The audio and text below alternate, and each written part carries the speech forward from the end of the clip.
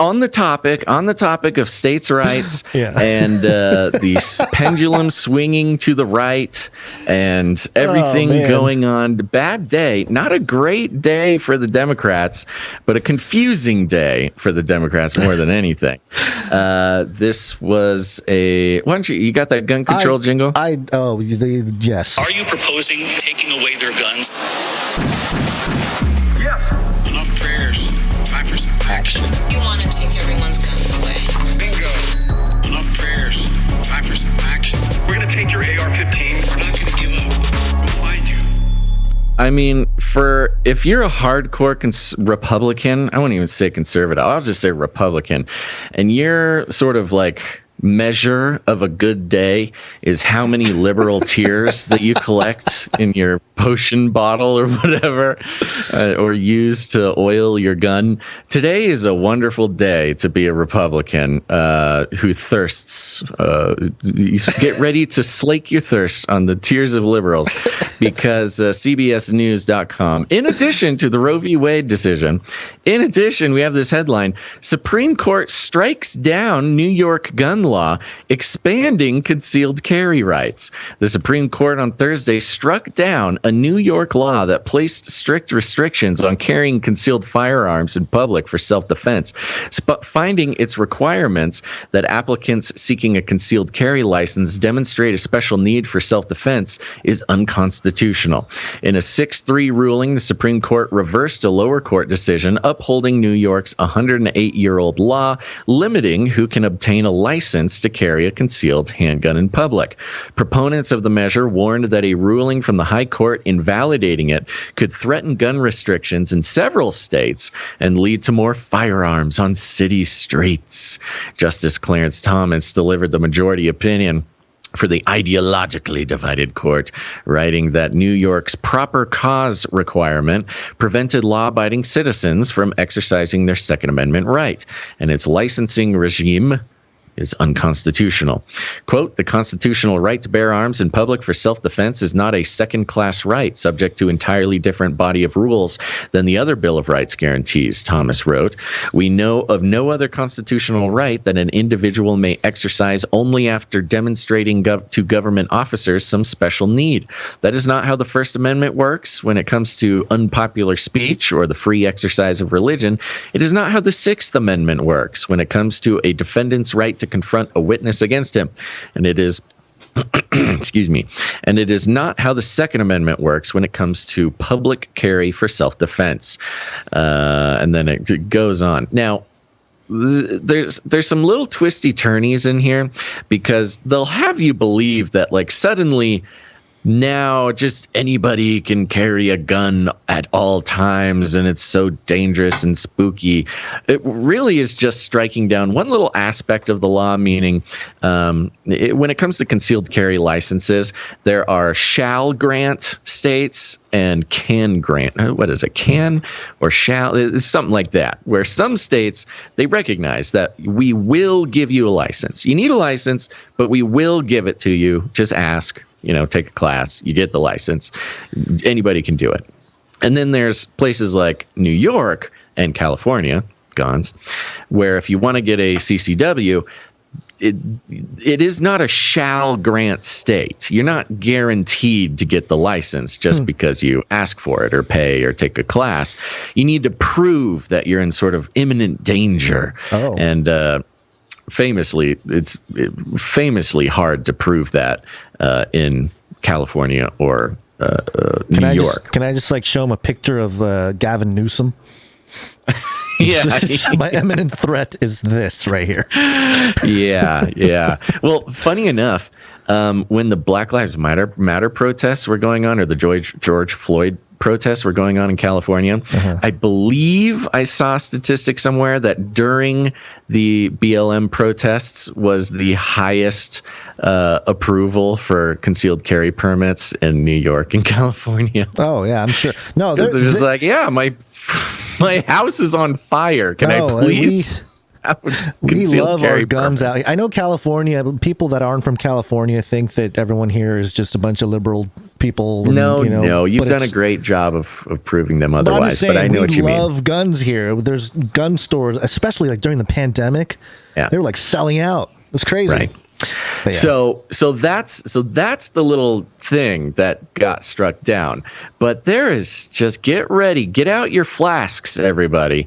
All you Republicans out there, take out your crystal wine glasses and prepare to sip from the finest of liberal tears. Let's play this clip of Kathy Hochul. Shocking, absolutely shocking, that they have taken away our right to have reasonable restrictions. We can have restrictions on speech. You can't yell fire in a crowded theater. But somehow there's no restrictions allowed on the Second Amendment. What? She's breaking This is New down. York. She's waving papers. We don't back down. Oh, okay. We fight back. Strong talk. And I'm sorry this dark day has come. They were supposed to go back.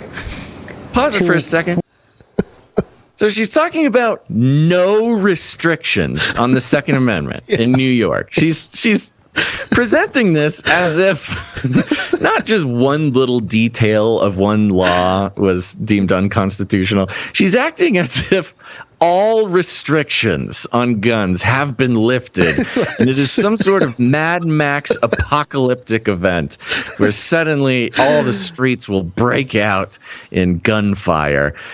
And she begins waving her arms and waving these papers around in sort of a strange breakdown. What was her Second Amendment or the free speech analogy she was trying to make? Right. She's saying, again, she's making the point for some reason, the incorrect, the fallacious, the erroneous point that all restrictions have been taken off the Second Amendment in New York. And she's like, come on, we have the right to restrict you. We can restrict your speech. You can. I mean, spoken like a true Democrat. Come on, we can restrict your speech. We can restrict your, but we can't restrict your gun rights. What even is this? And I love it because she's like, we're not going to take it. We're going to fight back. Yeah. With the guns you're allowed to use now? Now you can actually fight back. That is definitely just so bizarre. That was for sure that was trying to keep some kind of control or authority, going to that stance of like, oh, we're strong. That was like, oh, you definitely fell off the rails completely there. And by the way, you and I spend a lot of time sitting in front of a microphone on air. We've spoken in front of crowd, whatever. There are moments when you start talking and you're like, uh-oh. Yeah. I don't know what I am saying, and I don't have a point. Sure where you start a sentence and you don't know how it's going to end. So to that degree, I can understand kind of how Hochul handled it. Like, come on, it was her like, the thing moment. Yeah, it really was. Like she waved her hand, like, the thing, I mean, in a moment of not knowing what to say, she literally just starts listing restrictions on your constitutional rights that she's allowed to do to you, as if that's some sort of case for her erroneous statement that all Second Amendment restrictions have been lifted in her state. So keep it playing just because it's beautiful. What was in place since 1788 when the Constitution of the United States of America was ratified. And I would like to point out to the Supreme Court justices that the only weapons at the time were muskets. I'm prepared to go back to muskets. I don't think they envision the high-capacity assault weapon magazines intended for battlefields blah, as being blah. covered, but I guess we're just going to have to disagree. Points. But I will say we are not powerless in this situation. We're not going to cede our rights that easily, despite the best efforts of the politicized Supreme Court of the United States of America. So what she's talking about there, real quick, those rights that she's talking about is states' rights. She's talking about the state's rights to decide its own fate as far as concealed carry permits is. So on the same day, the Democrats are lamenting the existence of the very concept of states' rights in regard to Roe v. Wade. She is calling for the reinstatement of states' rights when it comes to the Second Amendment.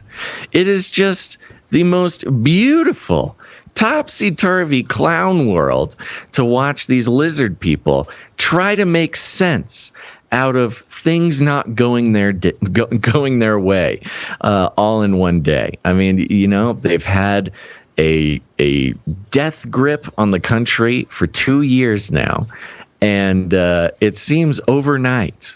Really, you know, we tracked this all through pretty much the second half of 2021. You know, we made the analogy of the super tanker ship, you know, moving slowly, turning its course. Around. Doing a 180, yeah. But now that we're on the other side, it feels like it was an instantaneous shift, doesn't it? Yeah, it does. Yeah. Yeah. Yeah, for sure. Oh, by the way, we didn't do it, but we did have a story from AP, of all people, that they were basically debunking some claims about a Rand Paul tweet, and they were defending Rand Paul. AP defending Rand Paul. We're on the other side of the aisle here, folks. Right, just seeing AP defend Rand Paul, the formerly described as psychopathic madman questioning Fauci. Now they're defending him. Yeah.